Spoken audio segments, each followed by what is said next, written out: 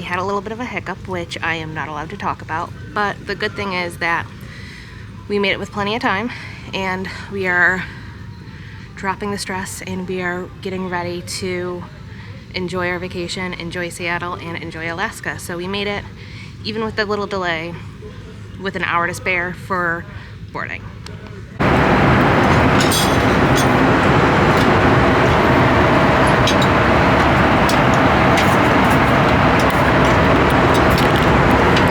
All right, we made it to the hotel. I am freaking exhausted. Been up since 5 a.m. East Coast time, and it is well after 10 Pacific time. So 11:10 Matt says. So 11, 12, 1. So it's after 2 o'clock, way past my bedtime.